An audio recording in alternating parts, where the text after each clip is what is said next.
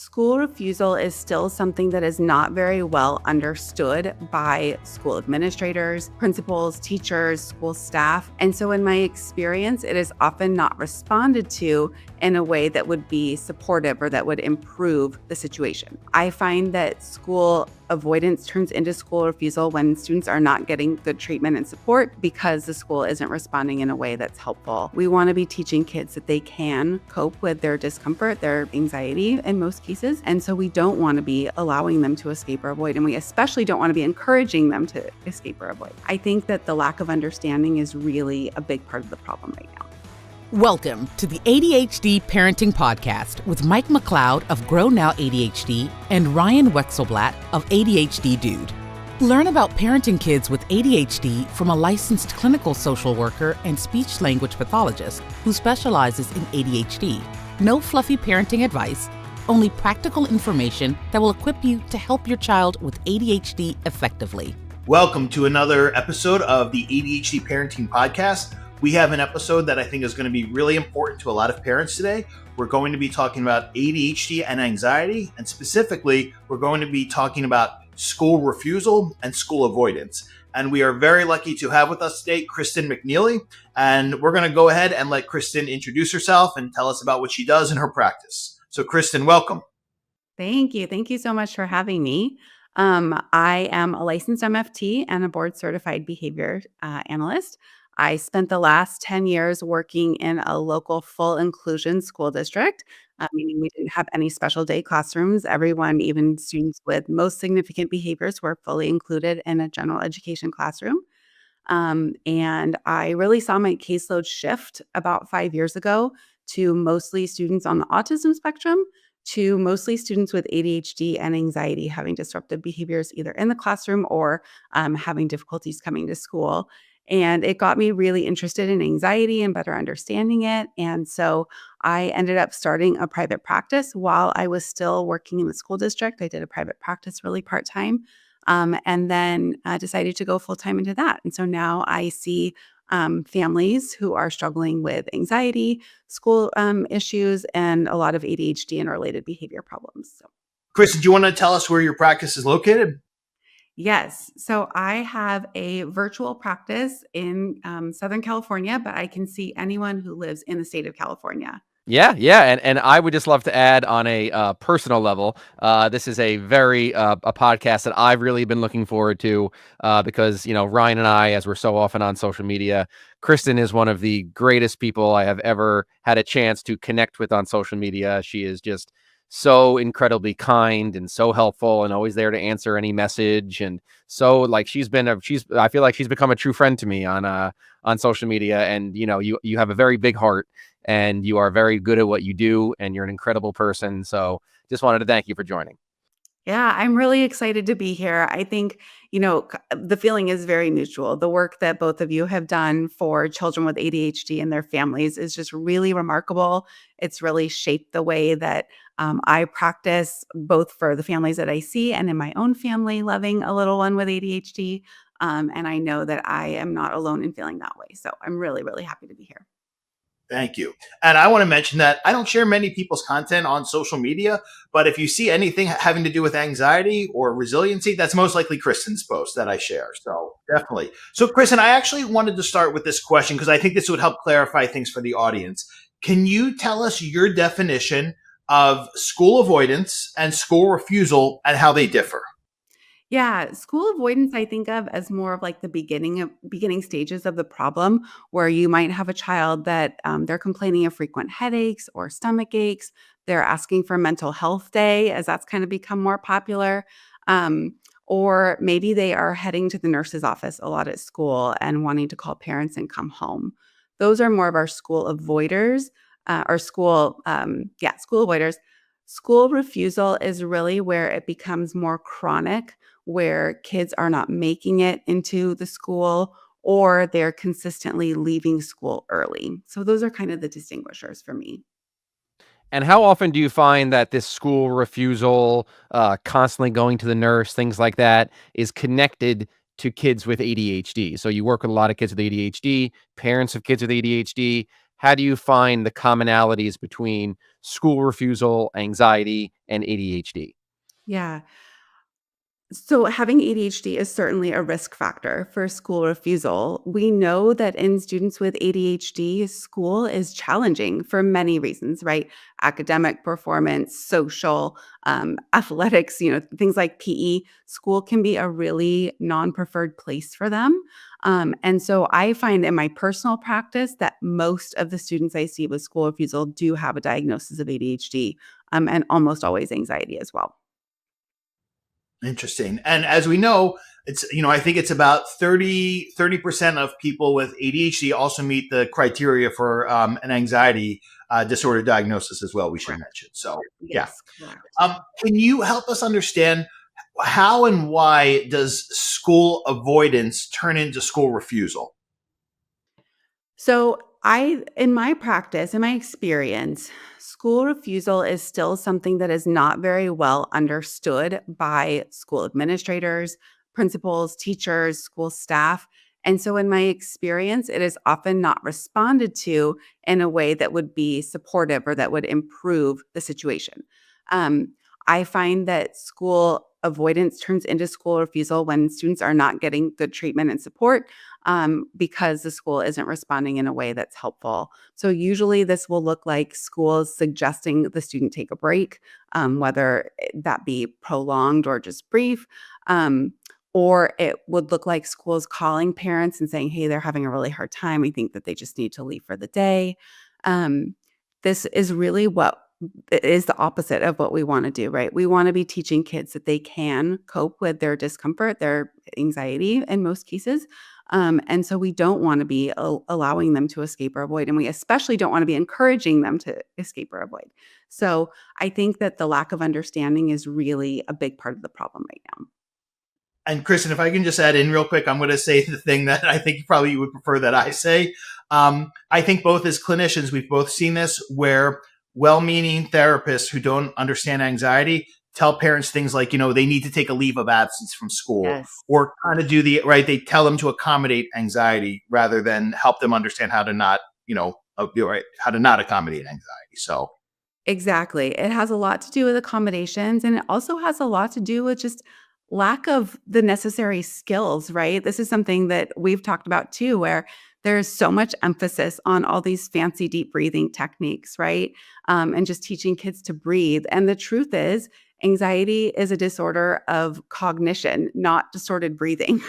Kids don't need to learn how to breathe better. They need to learn how to think better, think differently, think in a more resilient way. And so when we have therapists where kids are just spending time in their office learning all these different breathing techniques, it's not doing anything for their anxiety. Yeah, and we talked about the commonalities between ADHD and anxiety, how a high percentage of ADHD kids have anxiety. And another commonality between ADHD kids and kids with anxiety is the parents of both ADHD kids and anxiety kids tend to fall into this accommodation trap where they're over accommodating.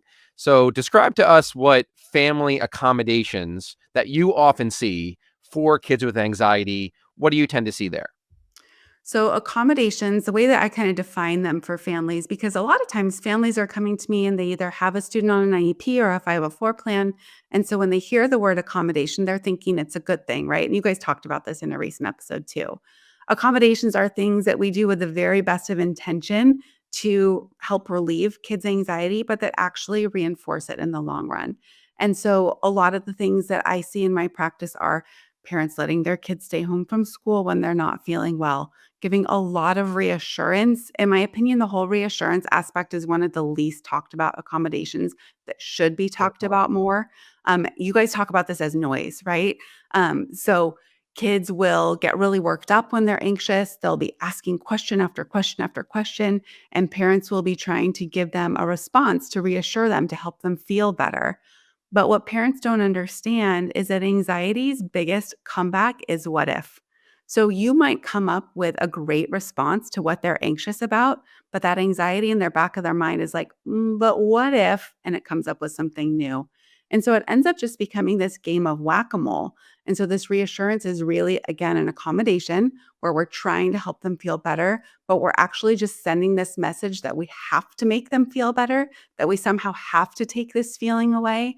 And that is not productive when it comes to anxiety. Yeah, and this is so similar to ADHD parenting is what we tend to see. With ADHD, it's dysregulation and big behaviors in the home. With anxiety, it's this constant, just irrational fears. And the parent's sort of natural instinct is let me get rid of this dysregulation as fast as possible, which Yes. causes them to fall into permissive parenting techniques because permissive parenting is overindulging your child to avoid conflict. So, oh, here comes a tantrum. Here's a screen to calm you down, something like that. Oh, And then the well, same I thing with think anxiety.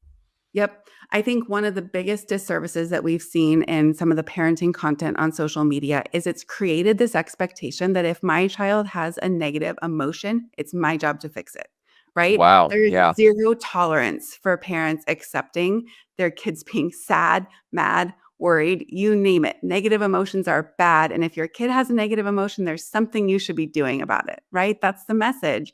And it's so damaging. And I can tell you that as someone who spent time in classrooms, I worked in my last year with gen ed teachers who were excellent teachers and had really good skills as far as classroom management, which many teachers don't because it's not part of most teaching programs. But even they were like, I don't know what to do. Like these kids, I don't know how to manage these behaviors. And I truly believe it comes back to parents have zero distress tolerance for their kids' own emotions. So, Kristen, that's a great lead into my next question, which is, a lot of families, particularly recently through social media, they've been misled to believe that accommodating their child's anxiety is the compassionate thing to do, or is neurodiverse affirming. And I will tell you, just maybe 2 weeks ago, I had a post about anxiety. It might have even been one of yours, and there was some pushback on it, like, oh, so you're saying don't accommodate them, or, well, I'm compassionate, I would let my child, whatever. Yeah. And, and they get angry about it. So, I think we know how this kind of, developed, but can you explain why it is neither compassionate or neurodiverse affirming to accommodate your child's anxiety? Yeah, well, and if you look at it from a school refusal lens in particular, the thing that is most concerning about school refusal is the long-term trajectory of it, right? So we know that when kids are toddlers and they're anxious and there's probably some resistance going to school, it is more likely that they're going to have resistance down the road. What we also know is that when kids have school refusal issues in middle school and high school, it doesn't just change once they graduate, right? So one of the things that Dr. Leibowitz, the developer of Space, said in a recent training is school refusal is one of those problems that has a natural end, right? You graduate from high school, there's no longer the stressor of school. It's just over, but it's not necessarily that you've gotten better. Um, and so, as far as accommodating, if we are to accommodate those fears around school at a young age, we aren't going to see progress. We're going to see more entrenched school refusal. That's not compassionate. That's not neurodiverse affirming. It is not a neurodiverse affirming thing to say, I don't think you can handle it. I don't think that you can handle what life is giving you. The most compassionate thing that we can do for our kids is teach them the skills that they need to persevere when things get hard. So. Yeah, and we've obviously seen such a sharp increase in school refusal over the past couple of years. It's hard to get the actual data. We talked Yeah. about this before we were recording, but I believe it was Los Angeles alone, it went from 19% to around above 40% for overall just excessive absenteeism. And this is also the same population of kids that is receiving the most socio-emotional lessons and socio-emotional classes than ever before. So it's quite fascinating that these kids are getting the most work overall on their emotions, the most therapized generation of youth, and we're seeing pretty much the opposite effect. So, Kristen, I just want to put a little plug in real quick because you brought up Dr. Leibowitz. If anybody's interested, I have an interview with Dr. Leibowitz, a creator of Space, at the ADHD Dude YouTube channel. So, for those of you not familiar, I'm going to let Kristen explain it, but Space is an evidence-based treatment for anxiety that both Kristen and I have done the training in. Obviously, she's much more competent in it than I am because she uses it on a daily basis. So, why don't you tell us a little bit about space and what that looks like working with, families. And then, tell us about, a little bit more about, do you work with the kids at all? And do you do any kind of exposure response prevention? Or is that not part of the bigger picture in your work? Yeah. So SPACE is an acronym. It stands for Supportive Parenting for Anxious Childhood Emotions. It is an evidence-based treatment for anxiety out of the Yale Child Study Center. And in their clinical trials, it was found to be as effective as cognitive behavior therapy for childhood anxiety. And cognitive behavior therapy is considered the gold standard. So they had really, really good results.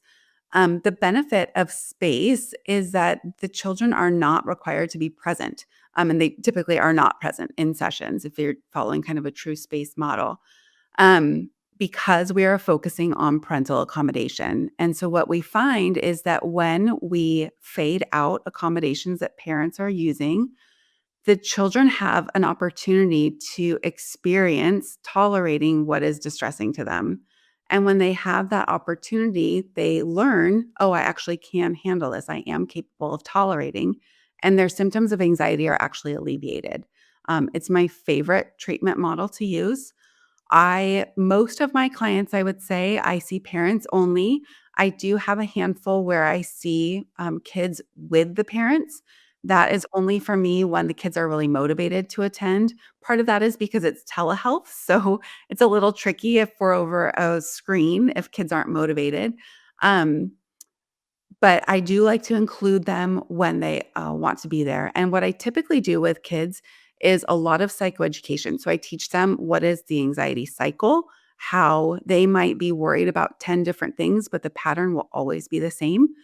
So I kind of teach them how to be a detective in that. I think that when kids understand what is happening and how predictable anxiety is, it's very empowering for them. They learn how to talk to their anxiety, how to cope with it better. I don't teach fancy breathing. um, I tell them that they can take a slow, steady breath. Breathing is great to regulate your nervous system. I'm not trying to knock breathing. But again, breathing doesn't change the way that we think, right? It helps us regulate in a moment when we're really distressed.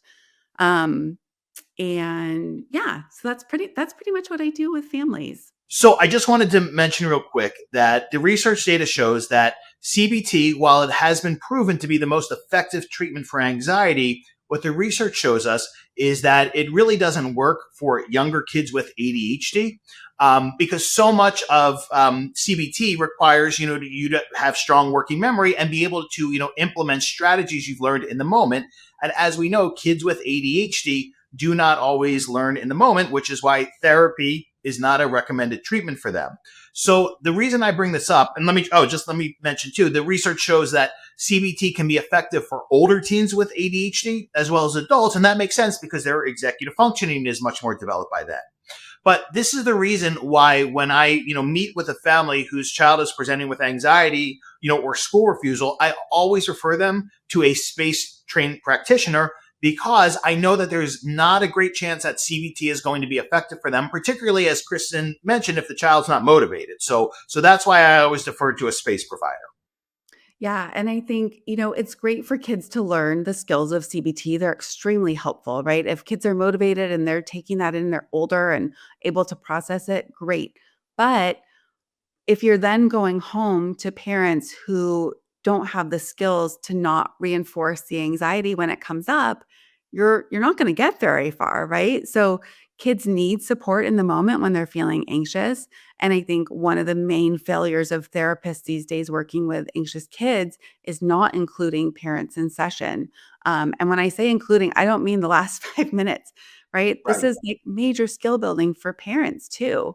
And so, yeah, it's just really important that everybody's on the same page. Absolutely. Yeah. And in the work that you do with the families and the students, do you find yourself doing some exposure work with some of the school refusal? Yes. So, especially when it becomes more entrenched, kids will need a good plan for getting back into school. So, I always recommend for families if the student has an IEP already, there should be a social emotional assessment that looks at the function of school refusal. It should include a functional behavior assessment, ideally by someone who is familiar with school refusal, whether that's a BCBA or not. And yes, exposure is certainly part of that. So if you have a student who has not been in school for a long time, um, expecting them to go back into school, into their regular classes, do their regular thing is just way too big of an expectation for them. It's really important to be able to kind of map out a plan, identify what is our bar, like what is our expectation for the week, and then systematically increase from there. So I know I've had a lot of conversations with parents who were dealing with pretty deep school refusal. They may or may not have, self-diagnosed their child with something. But overall, what you tend to see is they're refusing to go to school. They're not at school. They're home all day long.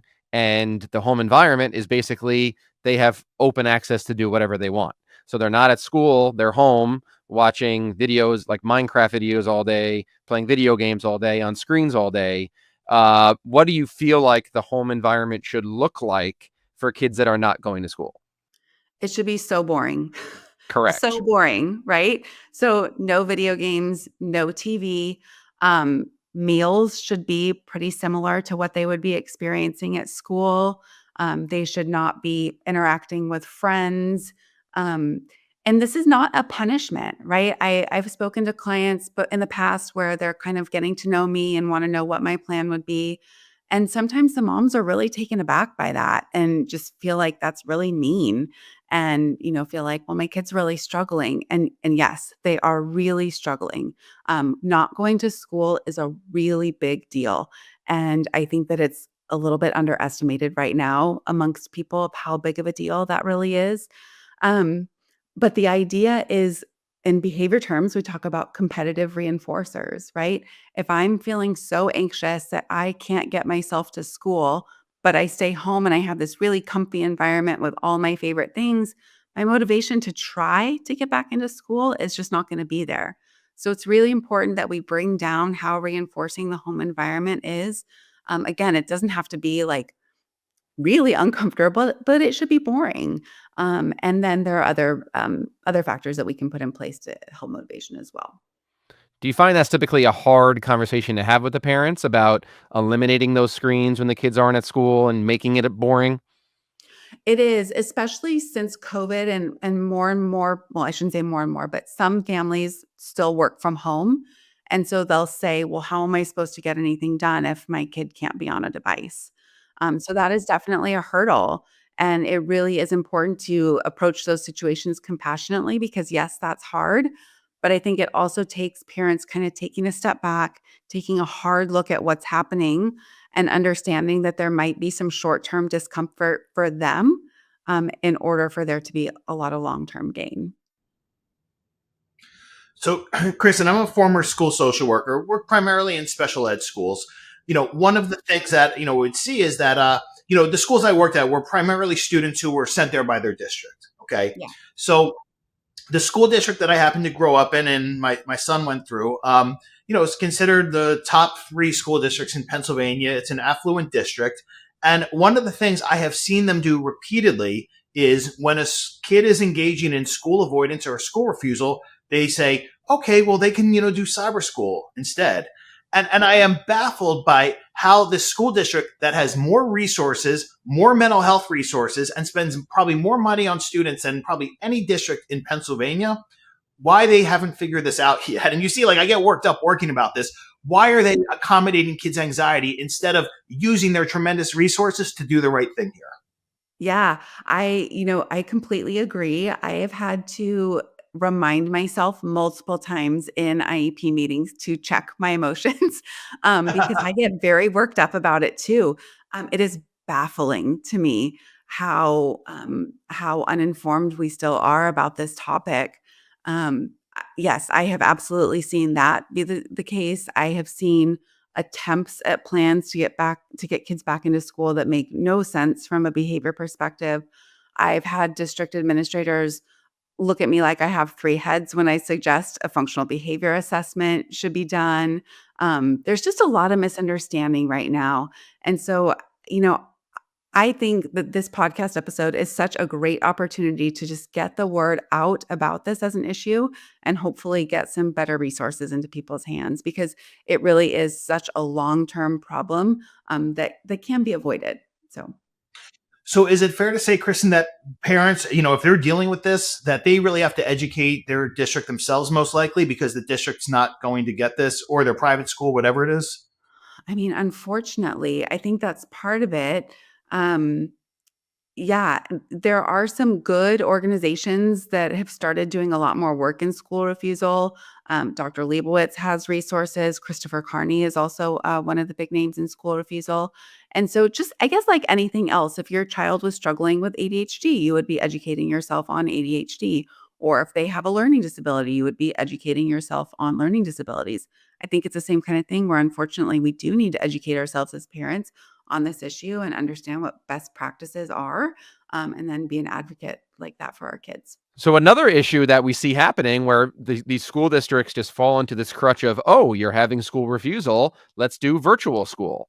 But we also have to remember this child who's having the school refusal, this whole thing with technology where the younger generations are better than the older generations, they're going to know how to get out of the virtual school. They're going to know how to get out of all the educational apps. So you're giving them a computer and chances are they're going to be on YouTube or Roblox or Minecraft all day long, which is then further reinforcing the school refusal by making the home environment as great as possible. Here I am in my bed all day doing what I want, open access to the internet, instead of having to go to school, get dressed, brush my teeth, and be around people. Yeah, it's definitely reinforcing the home environment as a more enjoyable place to be. It's also widening the gap of what they're missing academically, right? If they're not participating in lessons and getting the work done, they're falling further and further behind. And we know that academic stress is also a contributing factor for school refusal. So we're simultaneously making home fun, more fun, and making school harder. It's just really making the problem of the avoidance so much worse. And just one more thing to add that's semi-related. No more giving kids virtual schools instead of snow days.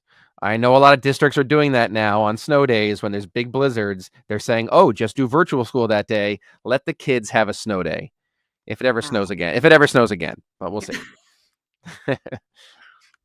Kristen, what should families do? What's the first thing families should do if they are dealing with, school avoidance or school refusal? So, if you're dealing with school avoidance, where your child is resistant to going to school, they're heading to the nurse's office more frequently, the first step, I think, is to establish a team, to get really collaborative, inform your teacher, inform the principal, let them know what you're doing at home so that school staff can be a support, right? School, for the most part, teachers and administrators are in education because they care about kids and the more information that they can have, the better. If you are talking about more significant school refusal, where now not only are they resistant to going to school in the mornings, but you actually can't get them there, that is when you want to start thinking about asking for an assessment. So, if a student has engaged in school refusal, I mean, personally, I would say a couple of weeks. I think that there are probably school people who would argue that with me and they'd say give it more than that. But once you request an assessment, there's a whole time period for that assessment to be done. And before you know it, half a school year can be gone. So I think requesting that assessment is really important. Again, please, please, please make sure a functional behavior assessment is checked on that plan. It's really important to understand why the school refusal is occurring, and that is what a functional behavior assessment would look like. There are 4 separate functions for school refusal, and each of them have a little bit different strategies. So it's just really important to know why. So those are kind of your first steps. I think one of the things that makes school refusal unique is the amount of collaboration that is required, both between school staff and families. There's so much fine tuning that has to be done along the way. It's not like other IEPs where you set your goals for the year and they say see you next school year. With school refusal, there has to be a lot of checking in because that bar for what the expectation is for the student is going to move, right? Once they've kind of gone through those first couple of steps of exposure, we're ready to move to the next. And it's really important that we move at a decent pace. One of the things that we've learned about exposure and response prevention is that sometimes we move too slow. And people have reported, like, we need to keep going. Like, I've got some momentum. Let's do this. And so it's just so important to have that collaborative team approach. Yeah, and one of my personal favorite things about Ryan's ADHD parent training program is this idea of enlisting supporters. Because what you tend to see with ADHD parents is they just take on too much. They're not just the parent; they're the homework secretary. Setting up play dates. They're everything. They do too much as parents. How often do you find enlisting supporters, and whether they're bringing in someone to come into the house to take the kid to school or pick them up from school, and the parents kind of fading out from being responsible for getting the kid to and from school, and enlisting supporters? How often do you find that being helpful for school refusal? It's so helpful. It's so helpful. It's really important. A lot of times supporters too could be other kids coming, like a carpool. That can be really Nice. helpful. Um, yes, I think support is really important, especially also what I find, especially with older kids, is there's some shame to for the families who are dealing with school refusal, right? Even though from our perspective as clinicians, we're seeing this sharp increase in school refusal, it's still not something that we just expect to encounter, right? And so when parents are dealing with it, there is a lot of shame for them. They don't talk about it. And what I actually see in my older clients, so middle school, high school age, they will say to their parents that they don't want to go to therapy because they don't want anyone to know. And so it's really important for them to understand that we know that this is hard. We know that it feels embarrassing. And that's why we're getting extra help, right? That's what we do. When we have a problem, we go and we get help. So, yes, supporters, super important, both for the kids and the parents. Awesome. Yeah. So I think it would be great. Every single person listening to this podcast, I highly, highly recommend you follow Kristen. She is the absolute best of the best. So let people know where they can find you on Instagram, your website. Every single person listening to this should learn more from you because you are by far one of the best people out there. Thanks. My website is kristenmcneely.com. My practice is Kristen McNeely Consulting, and I am in Southern California. But like I said, I can see clients virtually throughout the whole state of California. I hope to expand that in the future. We'll see. And then you can find me on Instagram at childhood.empowered. Excellent. So, Kristen, one last question we have is that we like the audience to have one takeaway from the episode. So, what would be the one thing that you would really want parents to take from everything you said here? Okay. So I would give two takeaways. The first takeaway is that school refusal is a big problem and it is treatable. So don't be overwhelmed, or at least don't get stuck in your overwhelm. Feel that feeling and then take a step, because we have so much hope out there. We have some good resources. And when we get in touch with those resources, we can make really good progress. The other is collaboration. I know that this can be kind of a dicey topic when it comes to school districts. People either love school administrators or they hate them. And when we're in a really divisive relationship with school administrators, it can make things really hard. The district I worked in was fantastic. We were fortunate enough to have people who really understood special education law and really had kids' best interests at heart. And that's where I learned. And so I was lucky. I learned the right way to do things. Now in practice and sitting in on other IEP meetings where I experience what other parents are going through, I see that not everybody is like that. Not everybody has that experience. And that's really hard. Even when things are hard, though, it's important to be collaborative because divisiveness will get us nowhere. So get on the same page, get together with the team, find some common ground, and figure out how to take steps forward from there. Excellent. And if I can just add one thing here, Kristen, I just want to hear your thoughts about this. One of the things I find with, families in my membership site is, a family will come to office hours when I answer questions and they say, well, we're dealing with school refusal. And, I find out this has been going on for 3 months. And, and then I say, here's what you need to do. So I think the one thing I want to mention is that, you need to move quickly with this. If you start experiencing this, don't wait to see if things get better in a week or two. Move on this, be proactive, because you don't want it to snowball, and it can snowball extremely easily.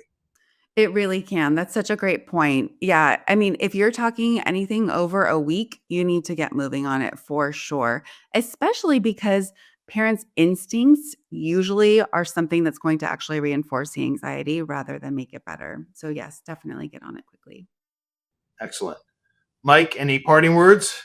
I would just like to thank Kristen again so much. I think this is such valuable information. It goes hand in hand with ADHD and dysregulation, this whole topic of anxiety and school refusal. I think this is going to be a great conversation for our listeners. So hopefully if you listened and this was valuable to you, shoot us an email to the podcast email and let us know, and we'll talk about it on one of our mailbag episodes.